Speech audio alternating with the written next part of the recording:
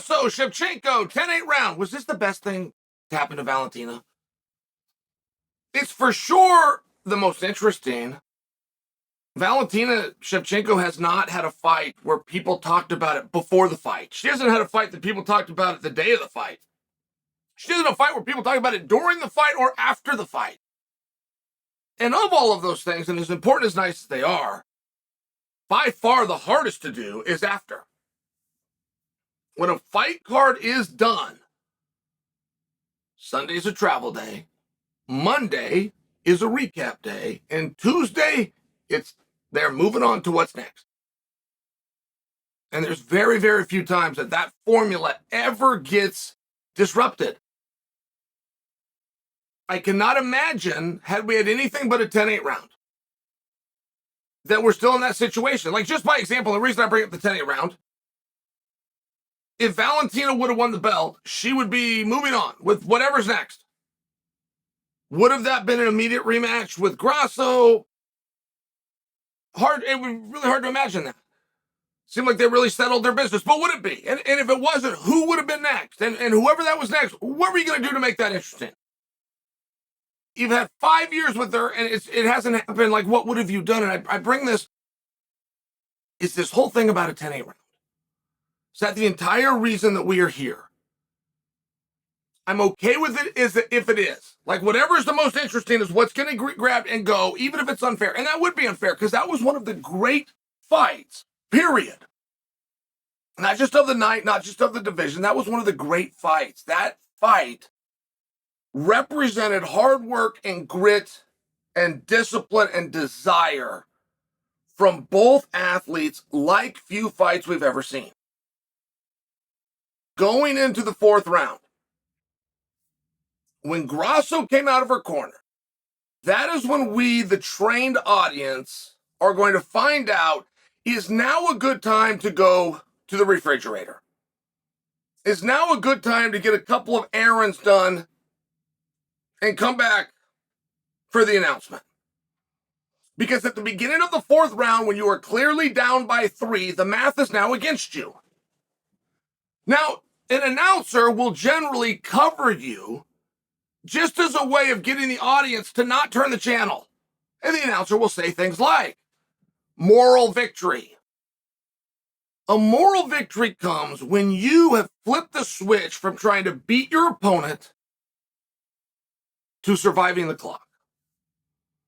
That is the only time you'll hear anybody talk about that. And at the beginning of the fourth round, when Grasso was down by 3, the math is now against her. She now does not have 3 ways to win. She does not have KO, submission, judge's decision. The judge's decision is gone. She must stretch her, she must sleep her, now. And to watch the way Grasso came across the cage, understood that, and started throwing heat. I mean, Grasso's math going into the fourth round was the exact math and attitude that Alex Pereira had going into the 5th round the night he won the title against Adesanya. He knew he was down, he knew he was behind, he knew he didn't have a submission, he knew I must knock him out on his feet right now.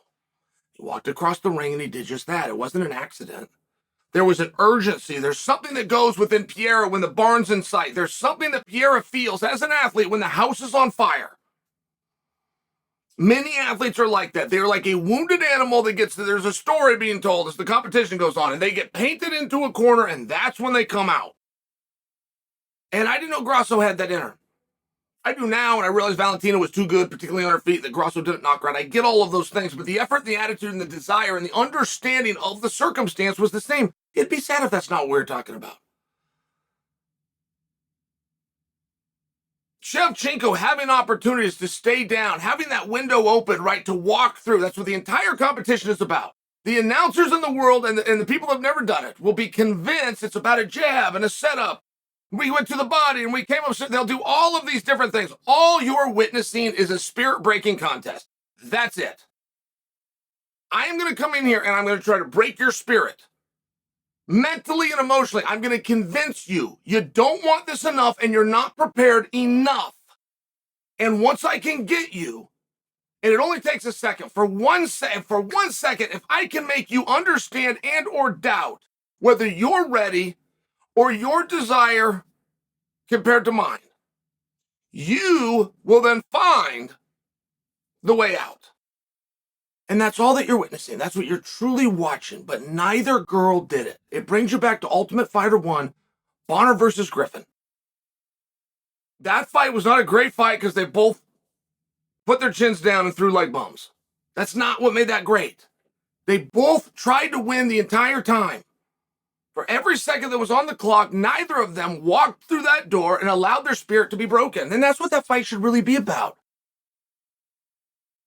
But if that's not the interesting thing, if the storyline between them is not the interesting thing, and it's the 10-8 round that's interesting, okay, great, that's what we're going to have to run with, but explain that to me. Explain that to me. So you didn't get the decision that you wanted, so that's why we're going to rematch them? You didn't get the decision that you believe should happen, but you were not a licensed judge, and you have the opportunity to be. You never even put in for it. You never even called the athletic department. You did nothing to be a judge, so you didn't get what you want. So we're going to do it again? Is that how we're going to do all rematches? If you don't get what you thought should have happened? It's a very tough sell. It's a very weird sell.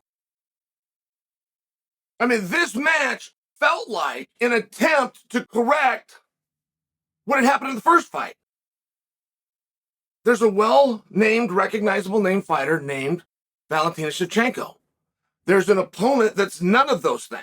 And now the opponent is champion and Shevchenko is not. Let's rematch them, whether that's why they did or not. That's what it felt like. Let's rematch them to try to get the belt back where we never wanted to leave in the first place. And now if we do that a third time with the explanation of a 10-8, it's an admittance. I think it's tough. Is that what this is about? Is that what we're here for? It certainly seemed as though there was an injustice done. I most certainly do believe Shevchenko should be the champion. Nobody yet has convinced me that she didn't win all 5 rounds. I must tell you in full disclosure, I don't remember the fourth perfectly. I know going into the fourth, it was extremely clear she was up 3-0. Very clear. But that was less clear by other people. When Grasso knocked her down, we have a number of boxing fans that think that that should have been a 10-9 favoring Grasso. And so it's one of these interesting spots where I can come over here and shout as much as I want. I'm not arguing for you that I'm right. I'm telling you I do believe with conviction in what I saw. I think Shevchenko won the 5th round. Not only do I not think it was 10-8 against her, I don't think she lost it at all. I thought it was 10-9 for her. Does that mean you go to a rematch? There's been an opportunity for 10 rounds. And there is a constant, which is both times Grasso walked out with the belt. So do you go back and you schedule? So now you've got 15 rounds. And it's just one of those really interesting things, right? At what point do you stop? If Valentina wins and it's with controversy, and Grasso gave her an opportunity, I mean, then do you go back? It's one of these things. Like, every time there's a card, every time there's a title, and every time there's a surprise within a decision, I don't think that we need to go do a rematch. I will openly share with you, as much as I've said this, perhaps I'm a hypocrite to my own point, because I don't know of a better idea at 125 pounds.